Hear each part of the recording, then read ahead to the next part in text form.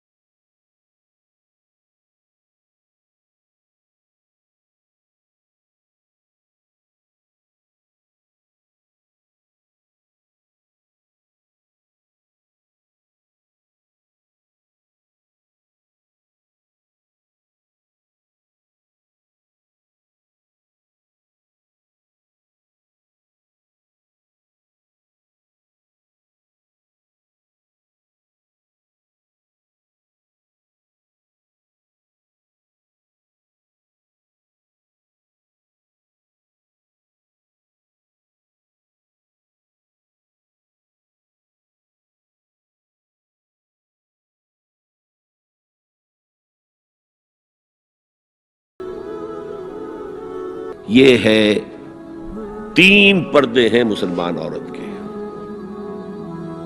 جس کو آج بالکل ختم کرنے پر مغرب تلا ہوا ہے، اس لیے کہ کسی بلی کی دم کٹ جائے تو وہ چاہے گی کہ سب کی کٹ جائے۔ ان کا بیڑا غرق ہو چکا ہے، ان کی تہذیب ختم ہو چکی ہے، تہذیب نہیں ہے آج ان کے پاس، خاندانی نظام ختم ہو چکا ہے۔ بوڑھے والدین کو لے جا کے اولڈ ہاؤسز کے اندر پھینک دیا، اور وہ سال بھر ترستے رہتے ہیں، کوئی نہ بیٹا آتا ہے نہ بیٹی آتی ملنے کو۔ بس ٹھیک ہے نا، ہم نے فریج دے رکھا ہے، سب کچھ سامان وہاں پہ ہوتا ہے، ٹیلی ویژن دے رکھا ہے، اپنا وقت گزاریں، اپنے بیٹوں بیٹیوں کو دیکھنا نصیب نہیں ہے۔ اب تو یہاں تک نوبت آئی ہے کہ پہلے کم سے کم یہ ہوتا تھا کہ کرسمس پر یقینی ہو جاتا تھا کہ بیٹا بیٹی ملنے آئیں گے، اب وہ بھی نہیں ہے۔ خاندانی نظام کیسے قوی ہوگا؟ لڑکا ایک خاص عمر کا ہوا، جاؤ اب نکلو گھر سے، اب جاؤ اپنی کمائی کرو اور کھاؤ، ہم سے معاملہ ختم ہے۔ لڑکی جاؤ، تو ظاہر بات ہے کہ لڑکا لڑکی بھی پھر وہی کریں گے، بعد میں اٹھا کر پھینکیں گے آپ کو، گھر میں نہیں رکھ سکتے، ہماری آزادی میں مخل ہوتے ہیں۔ تو معاشرتی نظام، میں نے آپ سے عرض کیا، پہلا اصول کیا تھا؟ تمام انسان مساوی، اور اس پر گواہی میں نے کس کی دی؟ شاتم رسول H.G. ویلز کی۔ اس میں ایک وضاحت رہ گئی تھی، جو تازہ ایڈیشن اب مارکیٹ میں ہے اس میں سے یہ پیسج نکال دیا گیا ہے جو میں نے آپ کو سنایا۔ جو نئے ایڈیٹرز ہیں ان کے حلق سے یہ کڑوی گولی نہیں اتری کہ H.G. ویلز کا یہ جملہ بھی شامل رہنے دیا جائے، نکال دیا گیا۔ تو ایسا نہ ہو کہیں آپ جدید کوئی ایڈیشن دیکھیں اور اس میں تلاش کریں، نہ ملے تو آپ سمجھے کہ میں نے کوئی غلط بات آپ سے کہی ہے۔ لائبریریوں میں پرانے ایڈیشن مل جائیں گے، جائیے اور دیکھیے، A concise history of the world میں جو حضور کا چیپٹر ہے کھول کر پڑھیے، آپ کو مل جائے گا جملہ۔ Although the sermons of human equality, fraternity and freedom were said before also, and we find a lot of such sermons in Jesus of Nazareth, but it must be accepted that it was Muhammad sallallahu alaihi wasallam who for the first time in human history established a society based on these principles. اور یہ مساوات انسانی مرد اور عورت کے درمیان بھی ہے، فرق انتظامی ہے، سو نوٹ کر لیجیے۔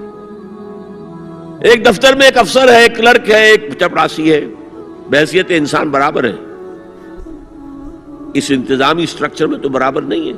آفیسرز کے اختیارات کیا ہیں، چپراسی کے کیا ہیں، کلرک کے کیا ہیں، حالانکہ ایز سٹیزنز آف اسٹیٹ برابر ہے، ایک ووٹ اس کا، ایک ووٹ اس کا ہے۔ کیا آفیسر کے 4 ووٹ ہیں اور چپراسی کا 1 ہے؟ نہیں، 1 ووٹ برابر ہے۔ As citizens of the state they are equal, لیکن جہاں کام کر رہے ہیں وہاں تو ایکول نہیں ہے۔ یہ فرق ہے کہ جس کو دنیا ایکسپلائٹ کر رہی ہے، حالانکہ اس سے زیادہ لاجیکل بات اور کوئی نہیں ہو سکتی۔ ایک خاندان کا ایک سربراہ، کسی انسٹیٹیوشن کا ایک ہی سربراہ ہوگا، وزیر 10 رکھ لے، پرائم منسٹر تو 2 نہیں ہو سکتے، پرائم منسٹر 1 ہوگا، نائب صدر 10 رکھ لے، صدر تو 1 ہی ہوگا۔ انتظامی ہے، یہ نہیں ہے کہ عورت گھٹیا ہے، نہیں، مرد اور عورت مساوی ہے۔ آج میں آپ کو بتاتا ہوں کہ کتنی بڑی سازش اس وقت اس نظام کے خلاف ہو رہی ہے۔ دجالی فتنہ جو ہے، دجال اکبر جب آئے گا، ابھی میں اس کی بات نہیں کر رہا ہوں، ایک علیحدہ ایشو ہو جائے گا۔ دجالی فتنہ آ چکا ہے۔ جیسے حضور نے ایک مرتبہ رمضان مبارک کی آمد سے قبل شعبان کے آخری دن خطبہ دیا۔ خطبہ کیا تھا؟ یا ایھا الناس قد اظلکم شہر عظیم شہر مبارک، اے لوگو تم پر ایک عظمتوں والا اور برکتوں والا مہینہ سایہ فگن ہو گیا ہے۔ آیا تو نہیں ابھی، شعبان کا دن ہے، سایہ آ گیا ہے۔ یہ انگریزی کے محاورے سے بات سمجھ میں آئے گی، coming events cast their shadows before. اسی طرح وہ شخص دجال تو ابھی نہیں آیا، دجالیت پوری آ چکی ہے۔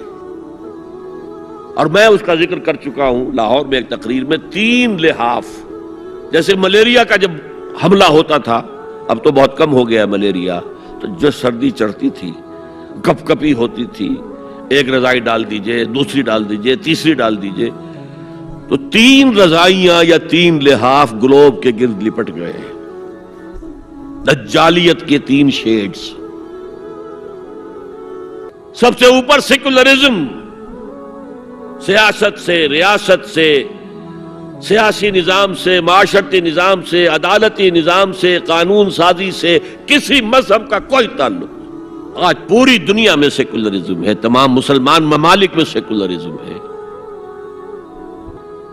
یہ دجالیت کا عظیم ترین کارنامہ ہے۔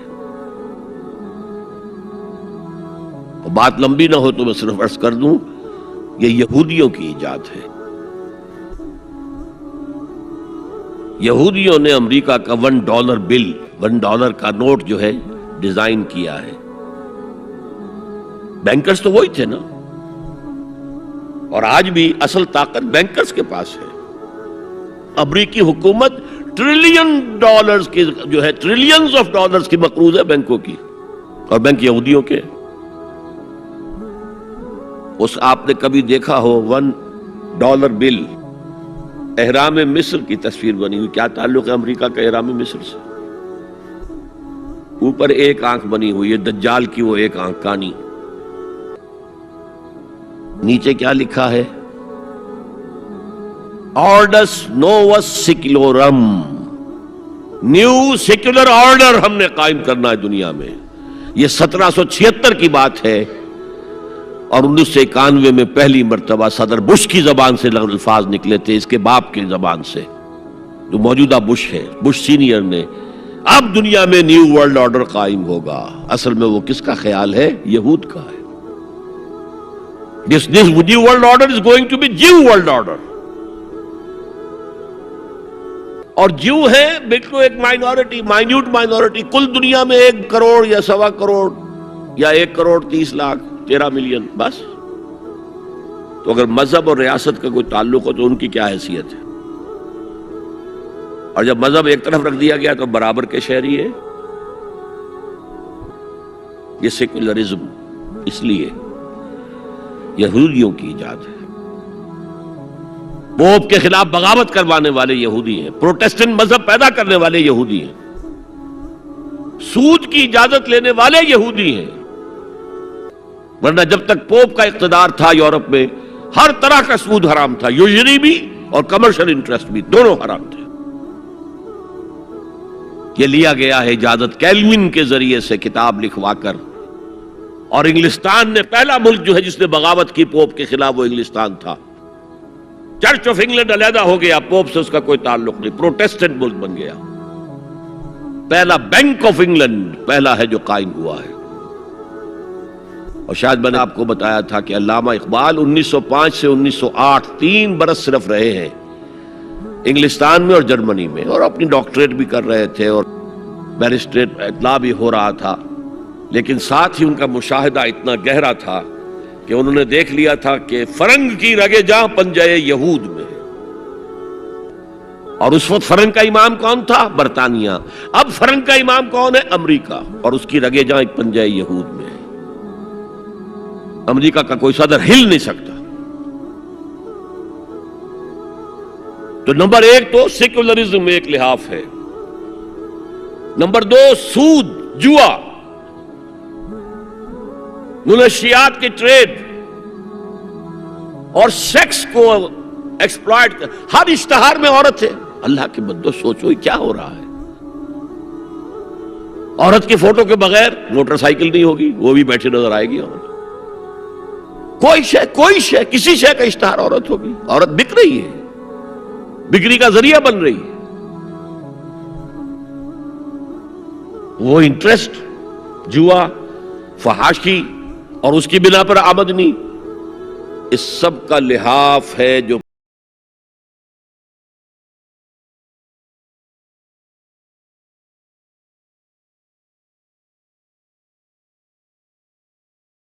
ہاں ابھی تیسرے نظام پر جو میں نے کہا تھا سب سے نیچے، خاندانی نظام ہے، آئلی قوانین ہے، معاشرتی نظام ہے، سیگریگیشن آف سیکسز ہے، سطر کے احکام ہیں، حجاب کے احکام، یہ سب سے نیچے. ابھی اس سطح پر مغرب میں تو بربادی آ چکی، لیکن ابھی مشرق میں یہ خاندانی نظام کچھ باقی ہے. کچھ شرم و حیا کی بھی کوئی نہ کوئی قدر ہے، کوئی عصمت و عفت کا بھی کوئی معاملہ ہے. عصمت فروشی کو بھی برا کام سمجھا جاتا ہے، والدین کی خدمت کرنے کو بھی اچھا سمجھا جاتا ہے. یہ ویلیوز ابھی ہیں، ویسے تو پورے ایشیا میں ہیں لیکن زیادہ مسلمانوں میں. قرآن مجید میں 5 جگہ اللہ کے حق کے بعد فوراً والدین کا حق ہے. وَقَضَىٰ رَبُّكَ أَلَّا تَعْبُدُوا إِلَّا إِيَّاهُ وَبِالْوَالِدَيْنِ إِحْسَانًا. تیرے رب نے فیصلہ کر دیا ہے کہ اس کے سوا کسی کی بندگی نہیں کرو گے اور والدین کے ساتھ نیک سلوک کرو گے. اللہ کے حکم کے بعد، اللہ کے حق کے بعد والدین کا حق ہے. سورہ لقمان میں انشکر لی ولوالدیک، شکر ادا کرو میرا بھی اور اپنے والدین کا بھی. اور سورہ بنی اسرائیل میں تو کیا تفصیل آئی ہے. اما یبلغن عندک الکبر احدہما او کلاہما فلا تقل لهما اف ولا تنہرهما وقل لهما قولا کریما واخفض لهما جناح الذل من الرحمۃ وقل رب ارحمهما كما ربیانی صغیرا.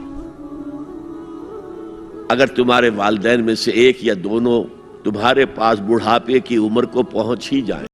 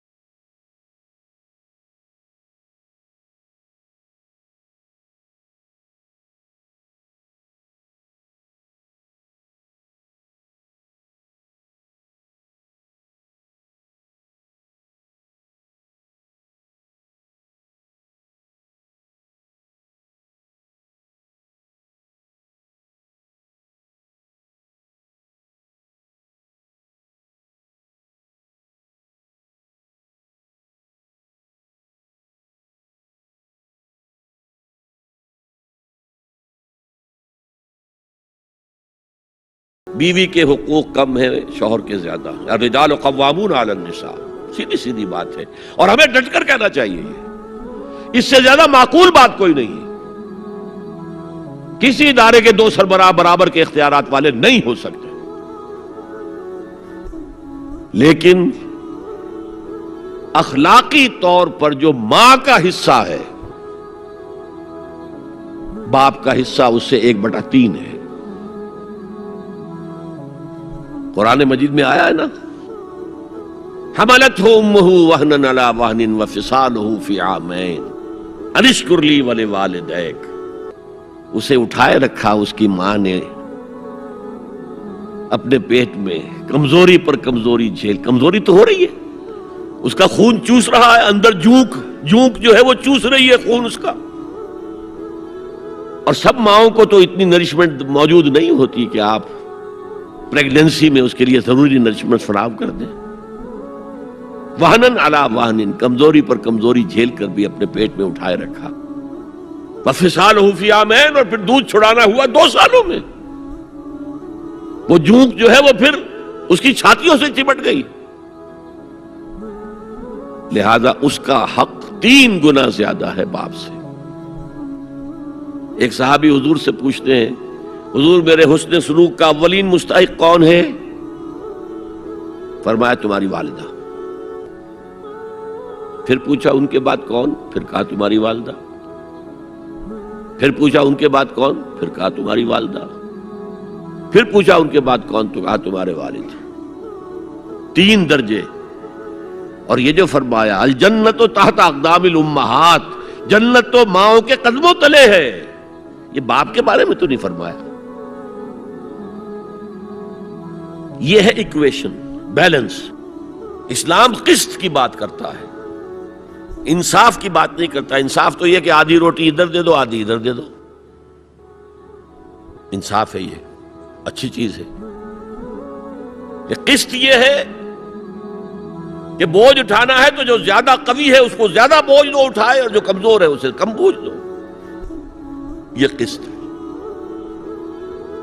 تو اسلام نے عورتوں پر ذمہ داریاں کم رکھی، ان کے اختیارات کم رکھے، لیکن اولاد پر حق ماں کا 3 درجے فائق رکھا. اور اس سے وہ خاندان کا ادارہ جو ہے مستحکم ہوتا ہے. تو آج کیا سازش چل رہی ہے؟ ویسٹ تلا ہوا ہے ایسٹ کے اندر بھی خاندانی نظام کو ختم کرنے میں. پہلے ایک کانفرنس ہوئی تھی، عالمی کانفرنس، ویمن لب، ویمن فریڈم کی کانفرنس، کائرو میں، قاہرہ میں. پھر ہوئی بیجنگ میں، بیجنگ، کائرو، اور پھر بیجنگ +5 کانفرنس. بیجنگ کانفرنس کے 5 سال بعد یونائٹڈ نیشنز جنرل اسمبلی کے تحت ہوئی. اور ان سب کا مقصد کیا ہے؟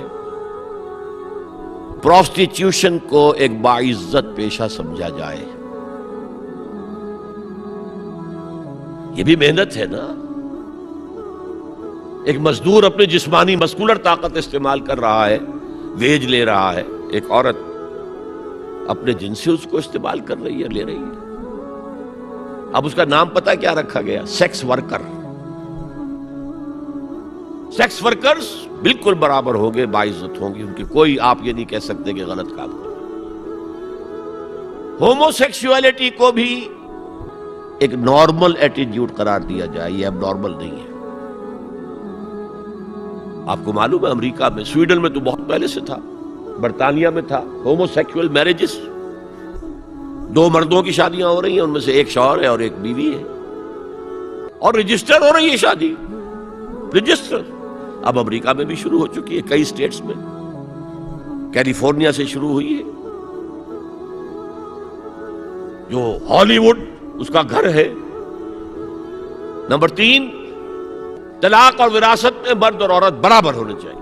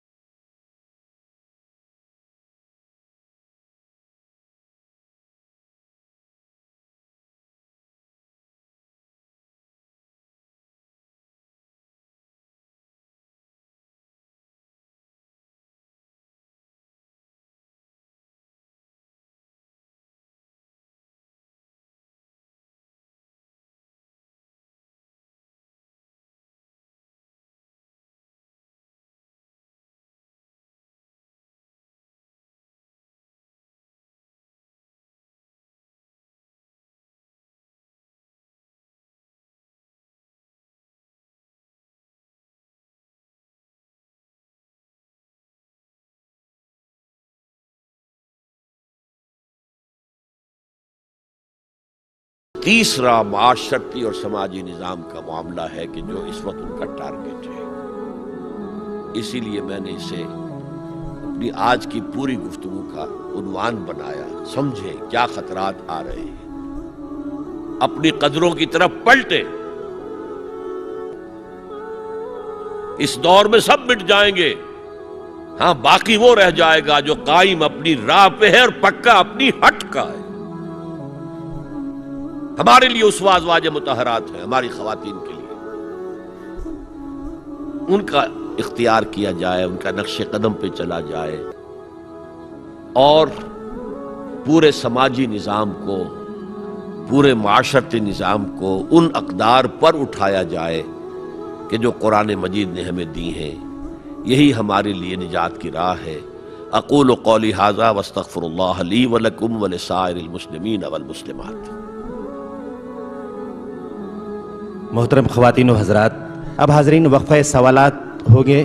آپ سے ایک بار پھر التماس ہے کہ آپ اپنے وہی احترام کو مینٹین کر رکھیں. اس کے بعد جلسہ برخاست ہوگا.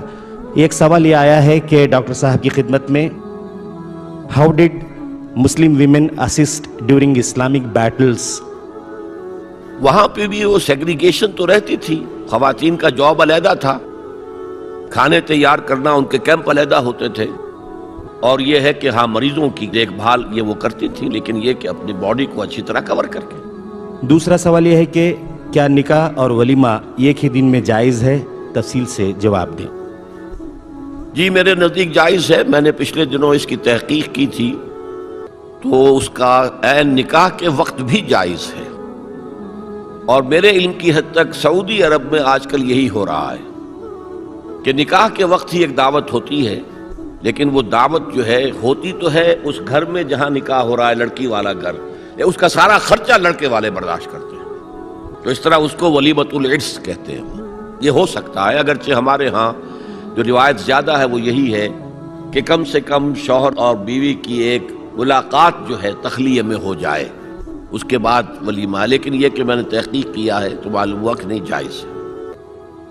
دوسرا سوال یہ ہے کہ موجودہ دور میں جہیز جیسی لعنت کو کس طرح سے روکا جائے، اور اس کو روکنے کے لیے کون سی بات مؤثر ثابت ہوگی؟ یہ معاملہ آسان نہیں ہے. اس لیے ہم نے پاکستان میں بھی جب تحریک شروع کی تو ہمیں معلوم تھا کہ جہیز کو روکنا بہت مشکل ہے. تو میں نے اس کی تو شرط لگا دی تھی کہ جو نکاح مسجد میں نہیں ہوگا میں اس میں شریک نہیں ہوں گا. پھر لوگ یہ کرنے لگے کہ نکاح مجھ سے پڑھا لیا مسجد میں جا کر، پھر کوئی دعوت ہوٹل میں کر لی. پھر میں نے اعلان کیا جس نکاح کے ساتھ کوئی دعوت ہوگی وہ میں پڑھاؤں گا ہی نہیں. تو ہوتے ہوتے وہ بات آگے جا رہی ہے. لیکن جہیز کے بارے میں ہم نے وہ سخت موقف اختیار نہیں کیا. ابھی یہ کیا ہے کہ اس کی شناعت معلوم ہو، اس کی کوئی حقیقت نہیں ہے، یہ ہندوانہ پس منظر کی شے ہے. آپ اپنی بچی کو کچھ دینا چاہتے ہیں دیں. یہ بھی ہو سکتا ہے کہ 1-2 دن پہلے جو ہے وہ پہنچا دیا جائے ان کے گھر میں. اس کی نمائش ہرگز نہ ہو، کیونکہ اس سے غرباء کا دل دکھتا ہے. آپ کا کوئی شوفر ہوگا، آپ کا کوئی خانسامہ ہوگا، اس کے ہاں ہو سکتا ہے بچی بیٹھی ہو، ہاتھ پیلے نہیں کر سکتا، اور وہ دیکھے یہ جہیز لے کر بیٹی جا رہی ہے ان کی. اب آپ مولوی کتنا ہی کہے، تمام مسلمان آپس میں بھائی بھائی ہیں، وہ کہے گا بھائی ہے یہ بھائی ہے میرا. لہذا یہ محرومی کا احساس نہ پیدا ہو. حضور کا حال یہ تھا کہ آپ نے فرمایا صلی اللہ علیہ وسلم، اگر تم اپنے بچوں کے لیے پھل لے کر آؤ تو پڑوس میں بھی ضرور بھیجو، اور اگر کسی وجہ سے اتنے نہ لا سکو کہ اپنے بچوں کو بھی کھلا سکو اور پڑوس میں بھی، تو چھلکے اپنے دروازے پہ کبھی نہ ڈالنا کہ پڑوس کے بچے کہیں وہ آج ان کے آم آئے ہیں، آم کھائیں انہوں نے. تو اس سے جو احساس محرومی ہوگا وہ در حقیقت ایک منفی جذبہ ہے جو پرورش پائے گا. ایک اور سوال یہ ہے کہ how do I select a girl for marriage without interacting with them? آپ اپنے والدین پر اعتماد کیجئے کہ وہ آپ کے لیے بہتر سے بہتر رشتہ تلاش کریں. آپ ہو سکتا ہے کسی اور چیز سے وقتی طور پر متاثر ہو جائیں، پھر بعد میں روئیں. تو اس لیے یہ ہے کہ جو آپ کے خیر خواہ ہیں سب سے بڑھ کر، اور پھر اللہ پر بھروسہ کیجئے. البتہ اس کی کچھ تاکید کی گئی ہے، ایک نظر دیکھ لینا. ڈاکٹر صاحب کی خدمت میں ایک اور سوال یہ کہ کیا غیر لڑکی سے یا غیر مسلم سے شادی کر لینا جبکہ مسلمان لڑکیاں اس شہر میں ہیں اور سمجھ لینا کہ میں نے شادی کر کے اس کو مسلمان بنایا اور بڑا ثواب کمایا؟ اگر تو وہ لڑکی پہلے مسلمان ہو گئی ہے، شادی کرنے کے بعد کے وعدے پہ نہیں، وہ تو وعدہ فرضہ ہے، پورا ہوگا یا نہیں ہوگا، پہلے مسلمان ہو جائے تو ٹھیک ہے، کوئی حرج نہیں ہے، مسلمان ہے، مسلمان کے ساتھ شادی ہو جائے گی۔ باقی عیسائی اور یہودی کے ساتھ شادی ہو سکتی ہے، لیکن لڑکی کے ساتھ، لیکن وہ بھی آج کے حالات میں مناسب نہیں ہے۔ حرام تو میں نہیں کہہ سکتا، اس لیے کہ جو دین تو کامل حضور پر ہو گیا تھا، اب ہم اس میں کوئی اضافہ حرام کا نہیں کر سکتے، مناسب کہہ سکتے ہیں۔ اس وقت دو چیزیں ایسی تھی جو آج نہیں ہیں، ایک مرد کی قوامیت تھی، عورت تابع ہوتی تھی، آج تو عورت قوام ہے اور مرد بیچارہ اس کا غلام ہے۔ اور خاص طور پر عیسائی یورپی کوئی عورت لڑکی ہے تو وہ تو سمجھتی ہے کہ ہم بڑے ترقی یافتہ ہیں، یہ جو ہیں گھسیارے آ گئے، کہیں سے گھاس کاٹتے ہوئے یہاں پہنچ گئے ہیں، اور یہ تو آ کر ہمارے ہاں جو ہے روزی ڈھونڈنے کے لیے آئے ہیں۔ یہ تو عرب ممالک میں بھی کہا جاتا ہے، جو ہمارے لوگ وہاں کام کرنے جاتے ہیں، ہم مرتزقون، یہ رزق کی تلاش میں یہاں آئے ہوئے ہیں۔ تو اس وجہ سے بہتر ہے شادی نہ کی جائے۔ ایک سوال یہ ہے کہ آپ کہہ رہے ہیں کہ عورتیں گھر میں بیٹھے کام نہ کریں، لیکن جو عورتیں دن رات مرد کے کام کرنے کے باوجود بھی مرد سیٹسفائیڈ نہیں ہیں تو ایسی عورت کو کیا کرنا چاہیے؟ مثلاً وہ کئی کام کرتی ہیں، گھر کا کام، بچوں کا کام، بینک کا ہر چھوٹا بڑا کام، مگر ہر روز نوک جھونک ہوتی رہتی ہے۔ تو نوک جھونک تو خیر علیحدہ کا مسئلہ ہے نا، سوال تو یہ کہ تعلیم شریعت کی کیا ہے۔ آپ گھر میں رہیں، اور البتہ گھر میں رہ کر کچھ سلائی کا کام کریں، کڑھائی کا کام کریں، آپ بیبی سٹنگ کا کام آپ کیجئے، جو عورتیں جا رہی ہیں جاب پر وہ بچے آپ کے ہاں چھوڑ جائیں، آپ ان کے اندر اسلامی جذبات پیدا کر سکیں گی اور آپ کی آمدنی کا ذریعہ بھی بن جائے گا۔ تو آدمی کا وے دیر سے ول دیر سے وے، اگر ارادہ ہو جائے کہ شریعت کے احکام پر چل رہا ہے تو راستہ اللہ تعالیٰ پیدا کرتا ہے۔ ایک سوال یہ آیا ہے کہ کیا اسلام میں دوسری شادی کے لیے بیوی سے اجازت لینا ضروری ہے؟ حدیث کے ساتھ اس کی وضاحت فرمائیں۔ میرے نزدیک ضروری نہیں ہے۔ اس کے علاوہ ایک اور سوال یہ ہے کہ is it correct for a wife not to do any household work including cooking also on the plea that it is husband's lookout? نہیں، گھر کا کام کرنا چاہیے اور مردوں کو بھی حتی الامکان اس میں ہاتھ بٹانا چاہیے۔ حضور ازواج مطہرات کا ہاتھ بٹاتے تھے گھر کے کام میں، تو اس اعتبار سے وہ ایک ایمیکیبل جو ہے معاملہ چلنا چاہیے۔ سوال یہ ہے کہ عیسائی لڑکی کلمہ پڑھ کر اسلام قبول کر کے مسلم لڑکے سے نکاح کر لیتی ہے، 1 سال بعد پھر وہ عیسائی ہو جاتی ہے، تو اب لڑکے کو کیا کرنا چاہیے اس وقت جبکہ ایک بچہ بھی پیدا ہو چکا ہے؟ ایسے تو عیسائی لڑکی عیسائی ہوتے ہوئے بھی آپ کے نکاح میں آ سکتی تھی، لیکن اگر کسی نے یہ ہیلہ اختیار کیا ہے تو آپ کا اختیار ہے، آپ چاہیں تو طلاق دے دیں اور چاہیں تو رکھیں اسے، بحیثیت عیسائی وہ رہ سکتی ہے قانوناً۔ اگرچہ میں نے عرض کیا ہے کہ اس وقت صورتحال کی تبدیلی کی وجہ سے وہ خطرناک ہے، وہ بچوں کو اپنے رنگ میں ڈھال لے گی، اس لیے بہتر ہے اس کو طلاق دی جائے۔ سوال یہ ہے کہ ایک باپ شرابی ہے اور زانی بھی ہے، اپنی بیوی بچوں کی دیکھ بھال بھی ٹھیک نہیں کرتا، بچوں کی تعلیم کا کوئی بندوبست بھی نہیں کرتا، بچوں کو اسلامی معاشرے سے آگاہ بھی نہیں کراتا، ایسے باپ کے لیے کیا حکم ہے؟ ایسے باپ کو بھی سمجھائیے، دین کی تعلیم پہنچائیے، کوشش کرتے رہیے، اللہ سے اس کے لیے دعا کیجیے، لیکن بہرحال باپ تو ہے، آپ اس کا انکار تو نہیں کر سکتے۔ ڈاکٹر صاحب، you have discussed 3 topics to implement marriage system. Out of 5, nikah in masjid, no reception from bride's side, no dowry. Please comment on rest of the 2. نہیں، ایک اور یہ کہ بارات کا تصور ختم، 4 ہو گئے۔ 5واں یہ ہے کہ جو خطبہ نکاح ہوتا ہے، جو نکاح خواں پڑھتا ہے، یہ صرف کوئی جنتر منتر نہیں ہے، یہ ہے واعظ اور نصیحت کے لیے۔ حضور صلی اللہ علیہ وسلم کے زمانے میں تو صرف یہی ایک طریقہ تعلیم بالغہ کا تھا، نہ کوئی کتابیں، نہ کوئی رسالے، نہ کوئی اخبار، نہ کوئی آڈیو، نہ کوئی ویڈیو، کچھ بھی نہیں۔ تو جب بھی کہیں مسلمان جمع ہوتے تھے جمعے کا خطبہ کس لیے تھا؟ میں نے شاید آپ کو بتایا کہ کان للنبی صلی اللہ علیہ وسلم خطبتان یجلس بینہما، کیا کرتے تھے؟ یقرأ آیات من القرآن ویذکر الناس، آیات قرآن پڑھتے تھے اور لوگوں کو یاد دہانی کراتے تھے۔ یہی معاملہ خطبہ نکاح کا ہے۔ اب ہمارے ہاں کیا ہے کہ جمعے کے خطبہ تو لوگوں کو سمجھ میں نہیں آتا، دیہات میں تو ایسے لوگ امام بھی ہوتے ہیں کہ جو خود بھی نہیں پڑھ سکتے، لہذا وہ کتاب سے اٹک اٹک کر پڑھتے ہیں، تو اگلوں کو کیا پتا، لہذا اس سے پہلے آپ وعظ رکھتے ہیں، یا اہل حدیث حضرات پھر اردو کے خطبے کو بھی، وعظ کو بھی شامل کر لیتے ہیں عربی خطبے کے ساتھ۔ تو یہی کام ہم کرتے ہیں۔ پانچویں بات یہ ہے کہ خطبہ نکاح صرف پڑھا نہ جائے، اس کا ترجمہ سنایا جائے لوگوں کو، اور اس کی مختلف وضاحت کی جائے کہ کیا اس میں تلقین ہے، کیا اس میں نصیحت ہے، کیا اس میں آپ کے لیے ہدایات ہے۔ سوال یہ ہے کہ آپ نے اخبارات کو یہ بیان دیا ہے کہ کشمیر سے متعلق آپ نے جو کہا ہے اس کی وضاحت کریں، جبکہ بقول مودودی کشمیر کے ساتھ میرا تعلق وہی ہے جو میرے اپنے جسم کے کسی حصے کا تعلق میرے ساتھ ہے، ماخوذ مومن صادق کی پہچان جہاد۔ لیکن شاید آپ کے معلوم ہوگا کہ 1948 کے جہاد کشمیر کو مولانا نے جہاد نہیں مانا تھا، اور اس پر ان کے خلاف بڑا طوفان اٹھا تھا، اور انڈین ریڈیو نے بہت زیادہ ایکسپلائٹ کیا تھا ان کے اس بیان کو۔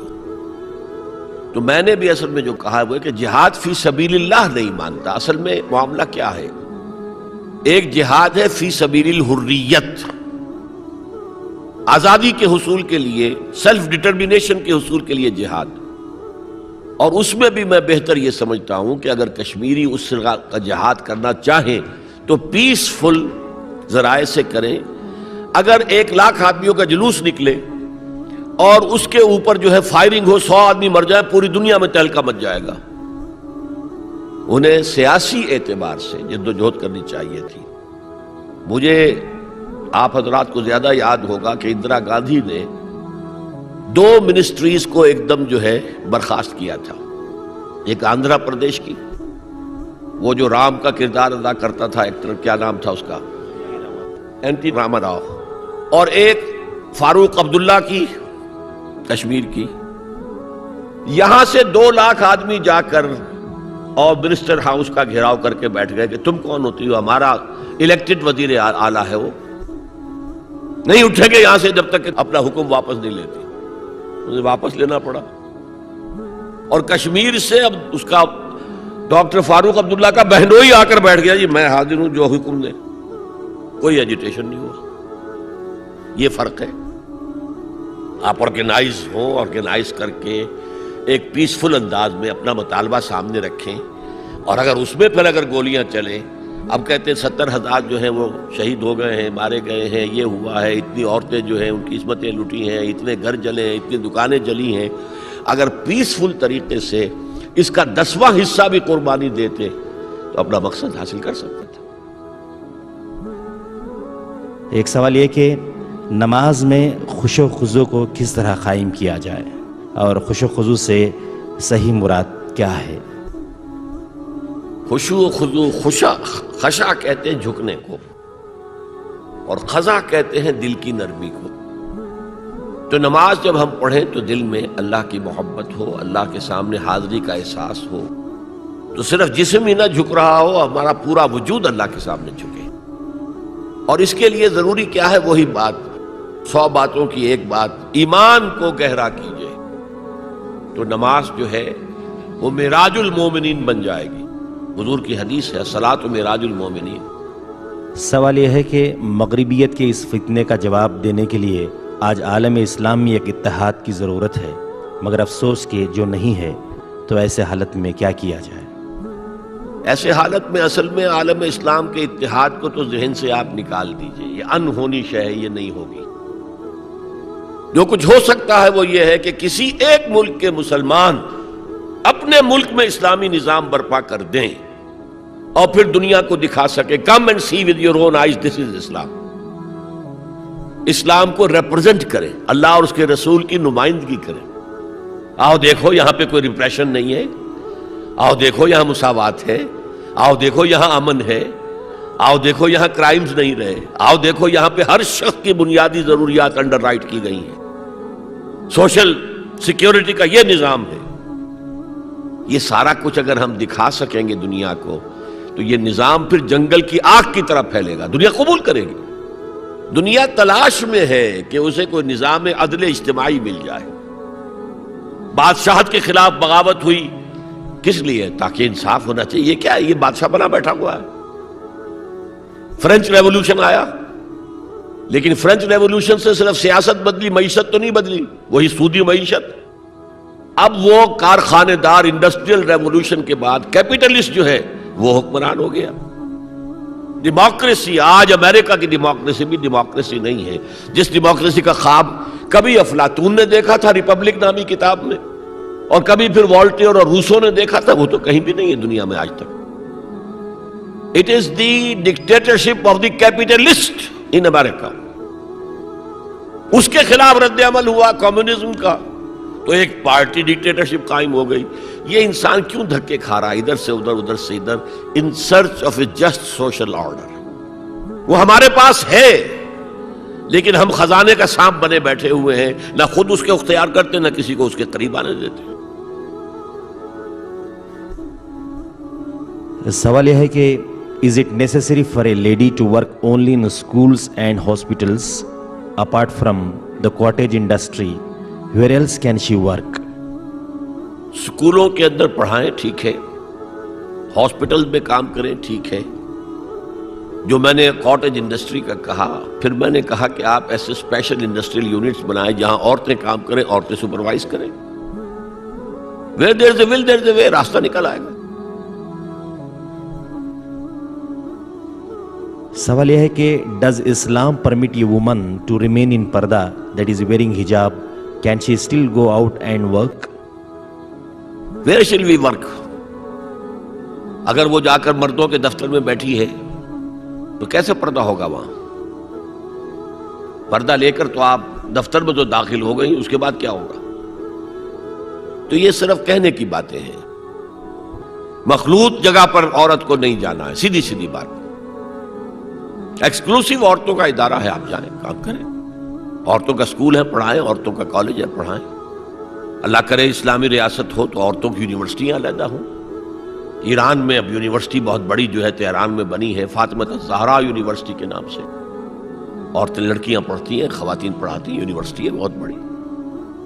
تو راستہ کہیں رکتا نہیں ہے، قدم نہیں رکتے ہیں۔